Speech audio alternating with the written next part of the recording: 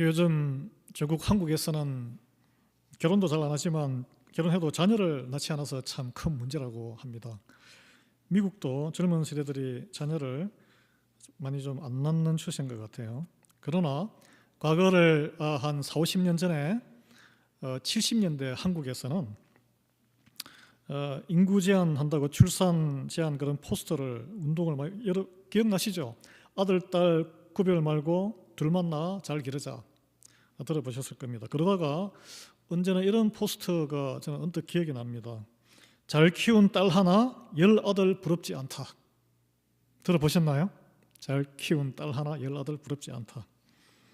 이 하나만 낳자는 캠페인인데 왜 이런 게 나왔냐면 우리가 유교 문화에 젖어 있다 보니까 어쨌든 아들을 한번 낳아보려고 딸 나오면 계속 낳는 거예요.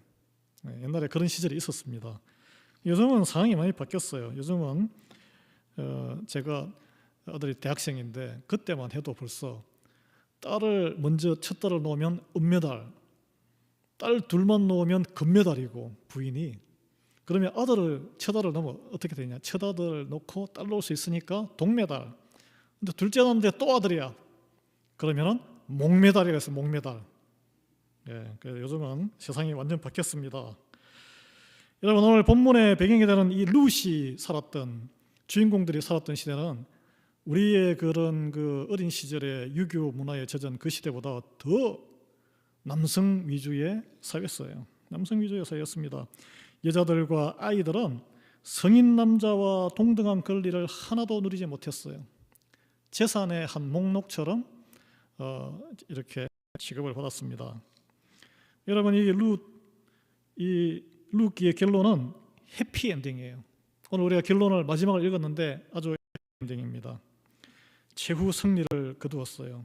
그리고 그 해피엔딩을 표현하는 가장 압축적인 말이 아들보다 귀한 7명의 아들보다 며느리. 설명하겠지만 7이란 것은 perfect한 럭키 세븐 여기서 전해진 굉장히 완벽합니다. 모든 아무리 많은 아들이 갖다주는 복보다 더 큰 복을 준 며느리다. 이렇게 평가가 납니다. 놀라운 발언이에요. 한두 명의 아들도 아니고 7아들보다 더 귀한 며느리를 통해서 얻은 최후 승리. 이 최후 승리는 과연 무엇이고 신앙을 회복하고 하나님께 하나님은 그녀에게 끊어진 후손을 연결해주고 가정을 회복시켜주고 살아갈 이유를 다시 주셨다는 거예요. 아들도 없고 남편도 없고 손자도 없는데 살아갈 이유가 뭐가 있겠어요? 예, 하나님을 믿으면 그러나 살아갈 이유가 충분합니다. 후손이 없어도. 이 세상적으로 초라했던 한 사람, 신앙 회복으로 하나님의 꿈이 다시 싹이 트게 될 작은 틈새에 열렸다는 것입니다. 그 틈새 공간에 또 예상치 않았던 이방 여인 며느리 룻이 사랑과 헌신이 또 보태졌어요. 그 공간이 좀 더 열리게 됐어요. 또 그 공간, 조금 더 열린 공간에 보아스가 저는 출신의 한계가 있는 사람이에요. 혼혈이에요. 유대 사회에서는 육두품이에요. 우리말로 하면은 진골이 아니고 어머니가 이방 기생 라합 출신이기 때문에 그 한계를 가진 사람들이 이제 한 팀이 되어 한 가족이 되면서 하나님의 선하신 뜻이 이루어졌는데 우리는 그 결론을 알고 있습니다. 다윗 왕이 오늘 마지막에 다윗이 태어났다 이렇게 나오잖아요. 가장 유대인 중에서 가장 찬란하게 빛나는 왕이고 또 그 계보에서 수많은 왕들이 태어나고 예수 그리스도가 탄생합니다. 이 세 사람 보면 너무 보잘것없고 고립되고 존재가 그렇지만 하나님을 믿고 절망 가운데 하나님 말씀에 순종할 한 고리가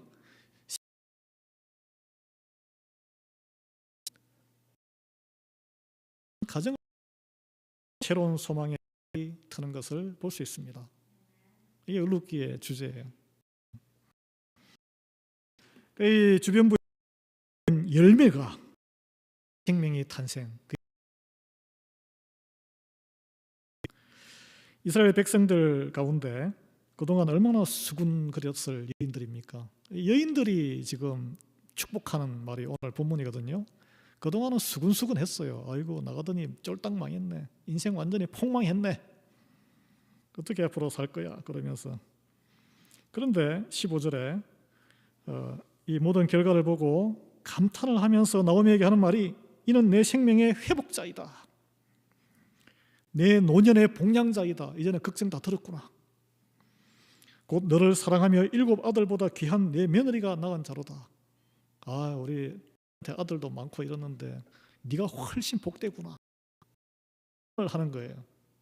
놀라운 일입니다.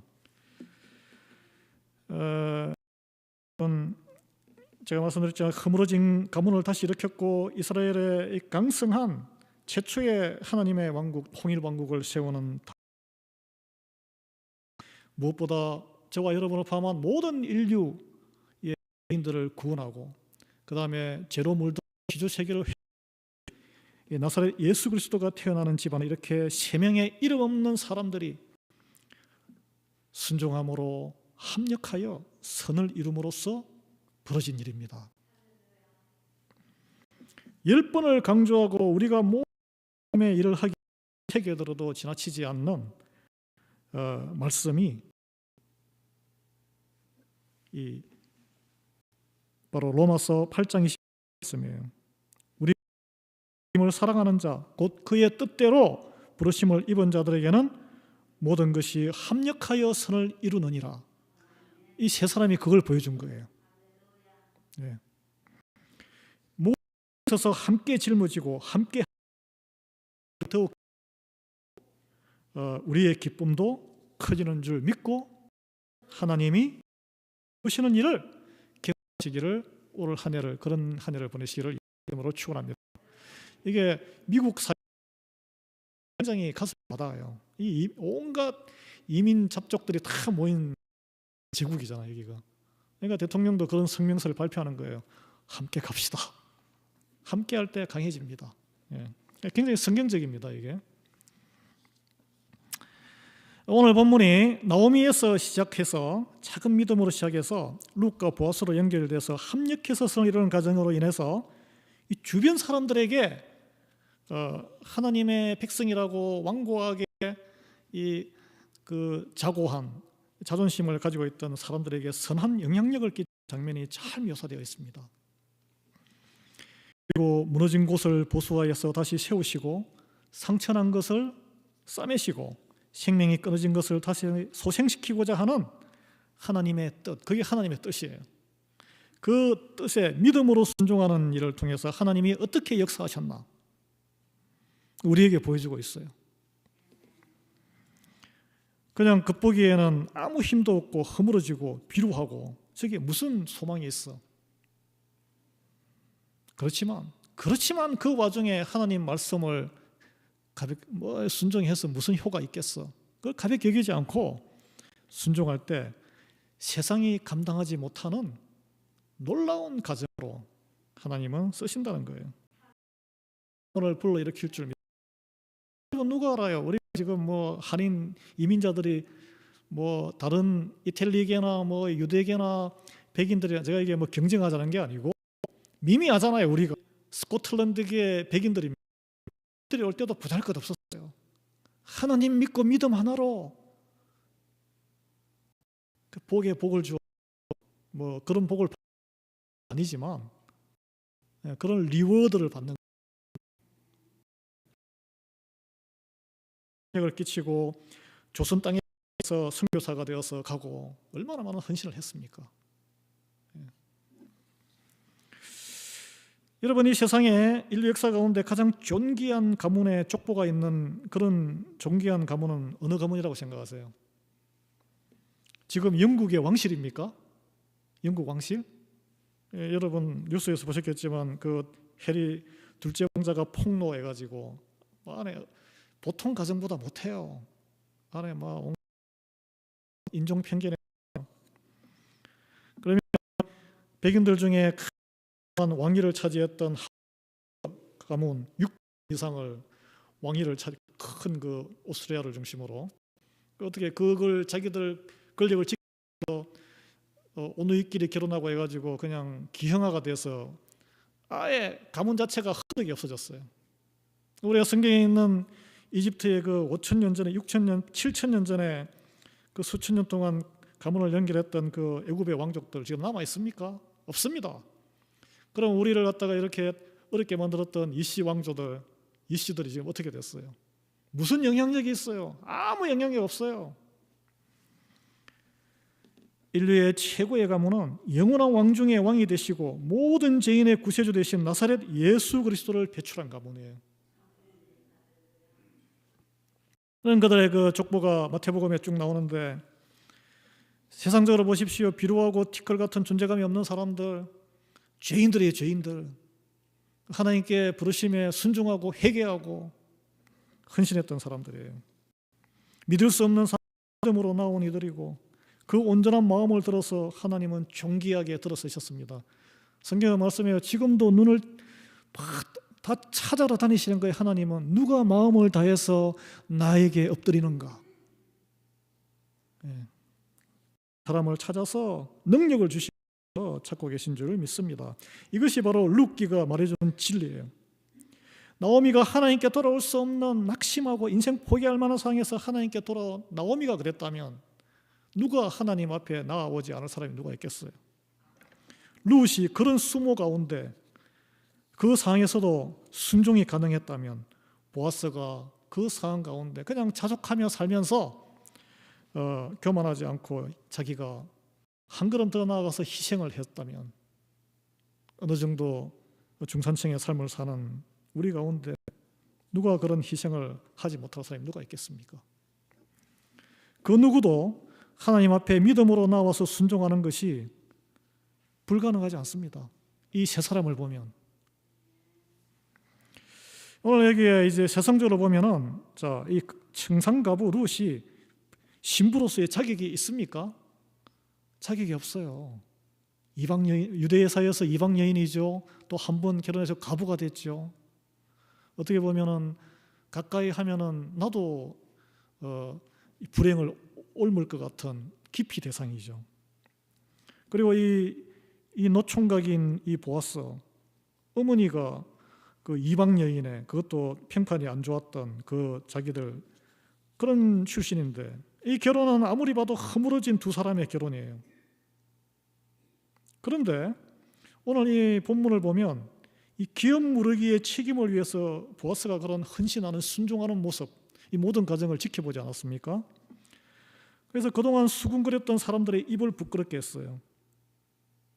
오늘 11절에 우리 오늘 첫 시작 말씀을 보면 그 일이 판단이 이제 다 끝난 앉아있던 모든 백성과 장로들이 그들을 축복하는 말이 나옵니다. 평상시에는 수군거리고 뒷담화하던 사람들이 어떻게 하면 축복을 하겠습니까? 감동을 했던 감동. 마음에 감동을 했기 때문에 감동을 하나님께서 주셨기 때문에 가능한 일이에요. 여러분 이 보아스가 하나님을 경외하고 그런 행하는 모든 절차와 행동에서 그들은 하나님을 보게 된 거예요. 하나님을 다시 알게 된 거예요.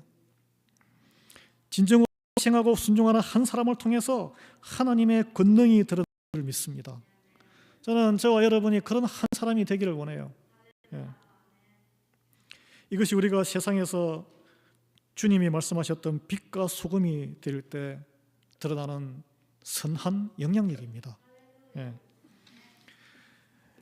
그래서 백성들과 장로들이 했던 증인이 내가 너의 그 보아스의 기업 무르기 네가 이제 권리자가 된 것을 내가 증인이 되겠다 이렇게 나섰습니다. 뭐 시킨 것도 아닌데 장로는 이제 그 좀 해달라고 불렀는데 백성들까지 나섰어요.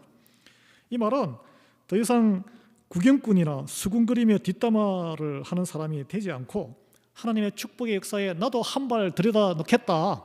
증인이라도 그 복을 나도 좀 갖고 싶다 이런 뜻이에요. 여러분 주 안에서 사랑하는 여러분 그리스도의 몸된 교회의 모든 일에 하나님의 사역에 보아스처럼 소년을 보면서 막 뛰어드는 이건 쉽지 않은 일이에요. 특별한 콜링이 없으면은. 그렇지만 성문의 장로들은 청함을 받은 사람들이고 백성들은 구경하러 온 사람들 아니에요? 이 구경하러 온 사람들이처럼 최소한의 정인은 될 수 있다는 거예요. 정인. 우리가 세계 한번 생각해 봐야 됩니다. 정인은 뭡니까? 정인은 비난하거나 내가 마음이 꼬여가지고 비판하고 질투하고 시기하고 또 본 것을 뒤틀어가지고 소문내는 그런 사람이 아니에요. 있는 그대로 사실을 증거하는 사람입니다. 하나님의 선하신 일이 이루어지는 일에 증인이 되는 것은 복된 일이에요. 결국 우리가 해야 될 것은 복음의 증거자예요. 예. 하나님의 일에 헌신자로 살기에 앞서서 하나님의 일에 최소한 해방꾼이나 시기하고 질투하는, 내 마음에 안 든다고 이렇게 뭐 또 엉뚱한 말 하거나 헛된 말을 꾸며내는 사람에서 돌이켜야 합니다. 그래야 증인이 되는 거예요. 그러지 않으면 그 증거가 왜곡되는 거예요. 이렇게 본 게 위정자가 되는 거죠. 위정자. 하나님의 일에 대해서 증인된 삶을 살도록 우리는 하나님께 구해야 할 줄 믿습니다. 예. 증인이 되는 것은 하나님의 뜻을 이루고자 헌신한 사람들을 위해서 하나님께 축복을 간구하는 거예요. 아, 이 모든 일이 하나님이 이루시는 일이구나. 하나님에 대한 찬양을 회복하는 것입니다. 마음에 성령님의 이 사건을 보고 감동이, 시기 질투가 일어나는 게 아니고 감동이 있어야 되는 거예요. 여러분, 우리가 한번 들여다보시면 좋겠어요. 지난 세월에 신앙생활에 과연 나는 어떤 태도로 반응을 했는가? 오늘 여기 보면은 성문에 모인 백성과 장로들이 이 모든 기업 무르기를 1순위 사람은 자기가 내 재산 지키기 위해서 포기하니까, 그러면은 보아스가 내가 깨어넘어. 이 감동적이잖아요, 이게. 근데 그걸 보고 보아스를 칭찬하지 않았어요. 보아스나 룻을 너희들 정말 대단한 사람이야, 신실한 사람이야, 이렇게 칭찬하지 않았습니다. 오늘 보면은 하나님을 찬양했어요. 그리고 하나님을 찬양한 하나님께 보아스와 룻에 대한 축복을 그들에게 말을 했습니다. 이게 증인들이 한 일이에요. 첫 번째 보면 룻에게는 출산의 축복을 빌었습니다. 라헬과 레아를 통해서 야곱의 12아들이 12지파, 자기들의 조상 아니겠습니까? 하나님의 나라예요. 너를 통해서 하나님의 나라가, 하나님의 자손들이 흥왕되기를 축복해. 이게 최고의 축복이에요, 이게. 예.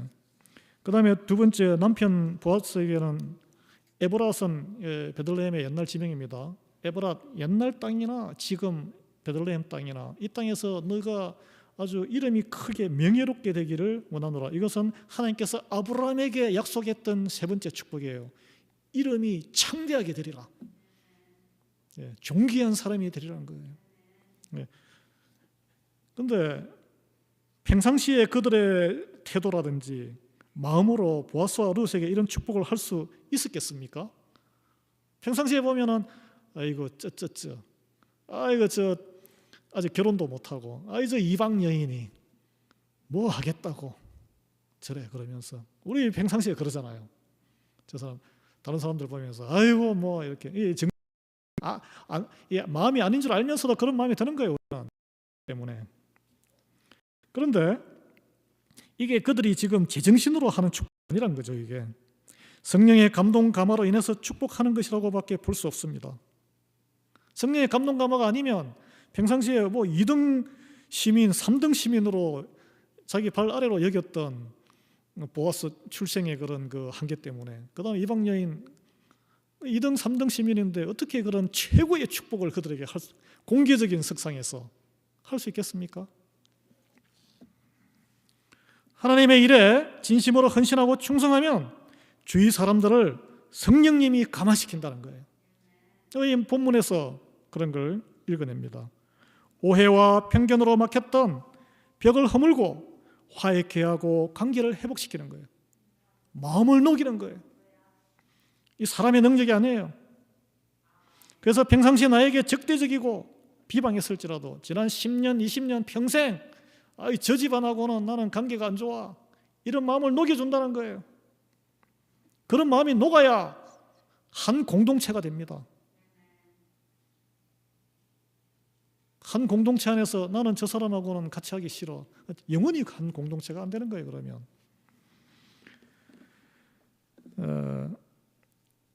평상시에 나에게 적대적이고 비방했던 사람이라도 성령님의 능력에 휘둘리면 나를 축복하는 사람으로 그 사람이 바뀌게 된다는 거예요. 여러분, 우리가 원하는 거 아니겠습니까? 그런 곳에 성령님이 역사하시고 교회의 부흥이 임하는 거예요. 우리가 서로 벽을 지고 있는데 성령님이 거기 왜 있습니까? 보아스가 보기에 선한 일을 했어도 그렇기 때문에 백성들과 장로가 찬송한 대상은 보아스를 칭찬한 게 아니고 하나님이었어요. 하나님. 예, 그들도 안 거죠. 성령에 휘둘리면 사람을 칭찬하는 게 아니고 하나님을 찬송하게 됩니다. 성령님이 있지 아니하면 어떻게 돼요? 내 마음에 드는 사람만 칭찬하죠. 그 반대는 내 마음에 안 드는 사람은 디스하는 거예요. 디스 계속. 그래서 그들은 하나님을 찬송하면서 축복은 보아스와 룻에게 했습니다. 그들이 하찮게 여겼던 사람들이죠. 여러분, 하나님의 뜻에 순종하면 주위 사람을 하나님이 이렇게 바꾸십니다. 나를 이렇게 또 바꿔요. 사랑하는 여러분, 우리 인생에도 이런 성령의 역사, 우리 교회도 이런 성령의 역사와 화해의 기적이 일어나기를 예수 그리스도의 이름으로 축원합니다. 부흥과 변화는 그 다음의 문제예요. 보아스와 룻이 결혼해서 이제 임신해서 아들을 낳았습니다. 이 룻은 나오미의 며느리인데 원래 남편과는 결혼 생활에서 임신을 한 적이 없었어요. 여호와께서 생명을 주셨다. 여러분, 생명의 주인은 하나님이세요. 아직도 인류가 뭐 이렇게 그 실험실 아기 해가지고 하지만 생명이 잉태하는 것은 아직 불가사예요. 불가사해. 이 모든 과정을 지켜보고 있던 베들레헴의 여인들이 이제 할머니가 된 나오미에게 할머니 됐잖아요. 이 여인들이 그동안 수군거리고 뒷담화했을 여인들이 하나님을 찬송하고 축구하고 축복하는 구절이 14절인데 찬송할지어다. 하나님을 찬송해요. 여호와께서 오늘 내게 기업 물을 자가 없게 하지 아니하셨도다. 이 아이의 이름이 이스라엘 중에 유명하게 되기를 원하노라.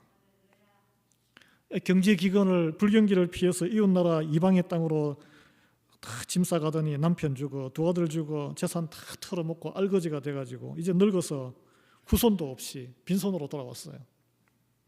그런데 또 데리고 오면 아무 사람 취급 안 해주는 이방 여인까지 며느리로 혹을 달고 왔어요. 얼마나 사람들이 비웃었겠습니까? 고소하기도 하고 또 한편 불쌍하기도 하고 또 한편으로는 그 인생이 어떻게 되나 궁금하기도 했을 거예요. 그런데 기업 무릇이라는 이 하나님의 이 말씀 율법의 외줄타기로 기대서 이 거절 노땡큐 하면 끝나는 거 아니겠습니까? 희망의 줄을 붙들고 바둥거리는 나오미를 지켜보고 있었던 이 여인들, 우리의 모습. 신앙생활 좀 하면 이렇게 열심히 신실한 분 보면은 어떻게 되나, 옆에서 격려하고 도와주지는 못할 망정 어떻게 되나 하고 이렇게 지켜보는 분들, 우리에게는 그런 모습이 없었을까요? 놀랍게도 다 꺼지고 죄만 남은 인생에 죽은 불씨가 살아나듯이 며느리가 특단에 헌신하는 사랑이 풍성한 이 이방여인, 기대도 안 했는데 기업 무르기를 통해서 결혼에 성공해요. 또 아들을 낳았어. 놀라운 일이에요. 그래서 여인들이 이 모든 과정을 보면서 완전히 끝나버린 것 같았는데 무너져버린 한 집안을 다시 살리고 절망에 처한 초로의 여인에게 부활의 소망을 일으켜 세우신 분이 하나님이시구나. 인간의 능력으로는 안 되는 일이구나. 이게 안 되는 일이구나. 이걸 깨달았다는 거예요. 이게 이 배후에, 모든 일의 배후에 하나님이 계심을 깨달았기 때문에 찬송할지로다라는 표현이 나옵니다. 그래서 이 사건으로 인해서 그 동네에 많은 여인들이 하나님 정말 능력 있으신 분이구나, 우리가 매달릴 가치가 있구나, 믿음을 회복할 수 있지 않았겠어요? 나만 사는 게 아니고 온 동네를 살리게 된 거예요. 이게. 그래서 찬송할지어다 여호와께서 오늘 내게 기업 물을 자가 없게 하지 아니하셨도다. 이 감탄 어린 선언이에요. 여인들이 우리 같았으면 어떻게 했어요? 아이고 나오미가 웬일이고, 어떻게 되게 운이 좋네. 이 보아스라는 어리숙한 사람 만나가지고 찌그러진 인생에 완전히 그냥 구사일생 죽다가 살았구나. 우리 보통 그렇게 이야기하지 않겠어요? 보아스가 저 사람 왜 저렇게 결혼한 거야? 참 쏙도 없지. 여러분, 자기 혈통과는 피 한 방울 섞이지 않은 손자잖아요. 근데 이웃 여인들이 나오미의 룻의 아들인데 나오미의 아들이다. 믿음으로 행했더니 계보가 손자인데 나오미의 아들이 태어났다. 17절에 그래서 이름을 지어줘요. 오벳. 오벳이란 단어는 에드 명사로는 또는 동사는 아바드라는 히브리어로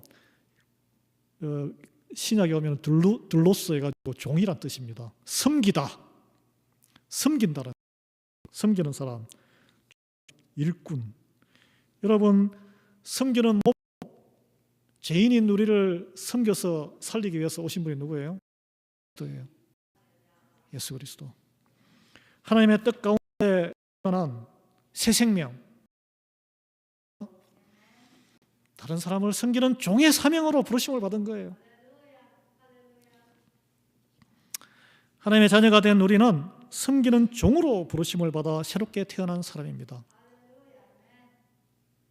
섬기는 자가 왕이라 그랬어요. 이 자녀가 섬기는 자가 영적인 계보를 이어갈 수 있다. 섬기는 자가 될 때 하나님이 기뻐하시는 거예요.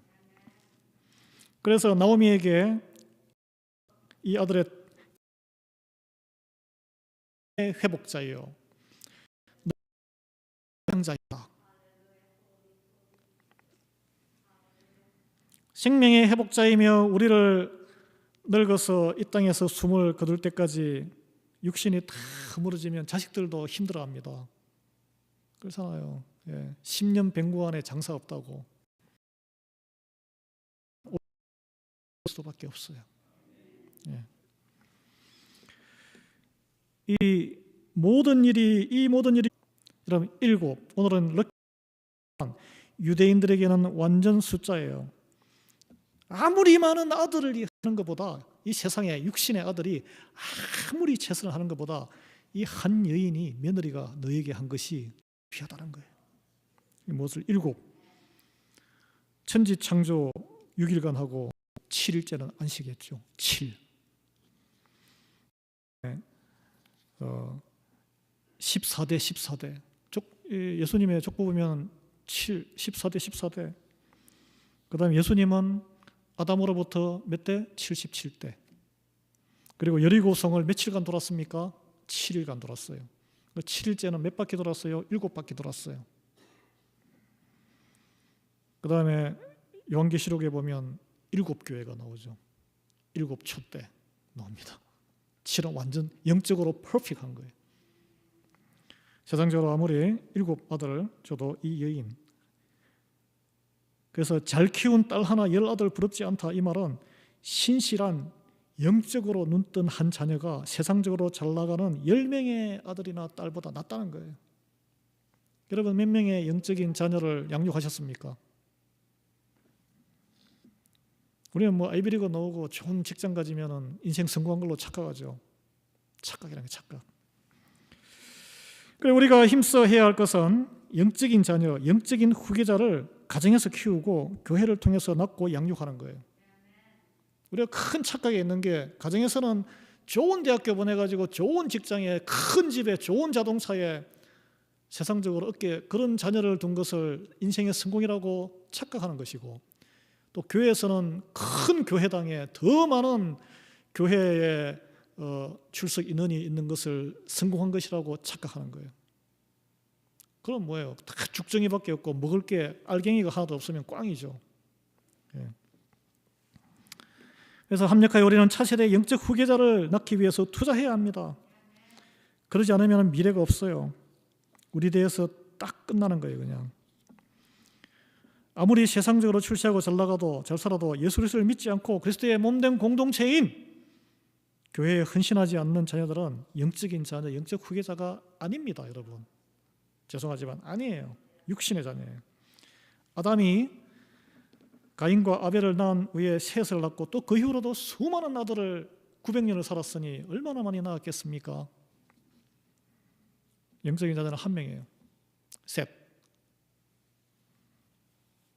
그리고 유다도 아시듯이 5 아들을 낳고 그 중에 영적인 후계자는 한 명, 쌍둥이 중에 베레스. 이런 의문이 생겨요. 한 명의 탁월한 사람을 통해서 믿음의 집안을 일으키고 교회 공동체를 일으키고 세상을 하나님이 원하시는 대로 변화시키는가. 한 명이 중요하긴 한데 한 명이 다 하는 건 아니에요. 여러분, 삼성의 이건희 회장이 한때 한 명의 천재가 10만 명을 먹여 살린다 이런 천재 경영론을 주장해가지고 큰 파장을 일으키고 그래서 기업들이 막 스카우트하고 헤드헌팅이 난리가 난 적이 있는데 미국의 심리학 교수이자 경영 컨설턴트인 키스 소이어라는 교수님이 있는데 노스캐롤라이나 채펠 힐이 명문입니다. 탑 10 안에 들어가는데 거기에 교수님인데 한 사람의 위대한 천재가 발명품을 만들어냈다는 이야기는 거짓말이다. 그래서 그룹 지니어스, 팀을 이루어서 천재성을 이룬다는 그런 세상적으로도 이렇게 그런 그 경영 이론을 발표했습니다. 그래서 예를 많이 들었는데 우리가 쓰고 있는 뭐 이 전구라든지 타고 있는 비행기, 스마트폰, 또 여러분이 또 쓰는 구글 어스 이렇게 지도 쫙 하면 나오잖아요. 그런 게 한 사람이 만들어낸 게 아니고 여러 사람이 합력해서 이뤄냈다는 거예요. 다양한 사람이 함께. 그래서 예를 들어서 이 전구를 터널을 에디슨이 발명했는데 처음에는 그냥 어떻게 끼우니까 그냥 툭 떨어지잖아요. 요즘 여러분 다 돌려서 넣죠. 이렇게 회전해서 넣는 거. 이게 그 에디슨이 발명한 게 아니고 그 안에 팀의 연구원이 어느 날 힛 아이디어 해가지고 그걸 억셉트해서 이렇게 된 거예요. 그리고 우리가 쓰는 스마트폰, 스티브 잡스가 그 사람이 혼자 다 발명한 게 아니고 다 끌어 모아서 한 거예요. 이렇게.